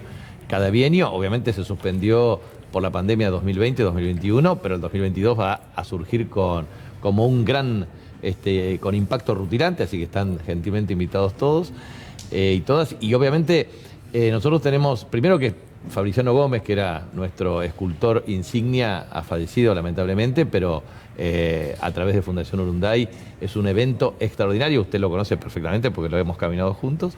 En segundo lugar, Chaco tiene un Instituto Provincial de Cultura, un mecanismo de financiamiento y de coparticipación, tiene 20 centros culturales y tiene escritores como Mempo Giardinelli, por ejemplo, Quirós, Mariano Quirós, puedo citar varios con trascendencia nacional e internacional, pero digo, tiene escultores, escritores, músicos. ¿Usted es amigo de Mempo? Sí, claro. ¿Estaba contento? ¿Habló con él? No hablé, pero lo vi hace poco porque en colecciones literarias, que él ha participado muy activamente en la revisión, 450.000 libros estamos entregando en colecciones literarias. En el Chaco se distribuyeron 6,4 millones en la anterior gestión y ahora estamos reconstituyendo las entregas. Vamos a hacer una, me prometen que es chiquita, la pausa y vamos a hablar del país que viene. Sí, con mucho gusto. De política, ya venimos. En opinión de Capitanich, ¿qué país viene? Es decir, lo pregunto desde un lugar en que no sé si está de acuerdo. Yo creo que hoy hay un comienzo de algo, que el alivio de anoche le ha servido muchísimo al gobierno. No me cabe la menor duda y creo que el país que viene es el país de la recuperación económica. Cuando uno toma ciertos indicadores, advierte que en el año 326.000 empleos privados formales se recuperaron, 54.000 en agosto, más del 12% en la industria de la construcción, más del 10% en el sector industrial, más del 65% en capacidad instalada. El país que viene es el de recuperación económica, no cabe la menor duda. Esta es la exigencia que nos plantean todos. Cuando uno va, visita, votante por votante, pueblo por pueblo, localidad por localidad, ¿qué es lo que la gente pretende? Bueno, estas cuestiones que son elementales. Asentamiento urbano, tierra urbana. Vivienda, trabajo. ¿Y cómo se promueve el trabajo? A través de la multiplicación de recursos del Estado en materia de industria de la construcción, atrayendo inversiones, generando potenciación del consumo, inversión, demanda agregada, exportaciones. Esto, o sea, no hay que perder más el tiempo. Y aparte, lo que hay que hacer es enfocarnos, porque la verdad es que este año la economía argentina puede crecer 8 a 10%. Pero la verdad es que hay que distribuir equitativamente, porque la desigualdad genera realmente una ruptura socialmente. ¿Vale la pena la convocatoria a la oposición? Digo, vale la pena porque generalmente dicen que no están de acuerdo. Digo, ¿vale la pena? ¿Hay que intentarlo siempre? Siempre hay que intentarlo, pero en mi caso yo he intentado muchas veces convocar a la oposición. Dos respuestas: silencio y ausencia.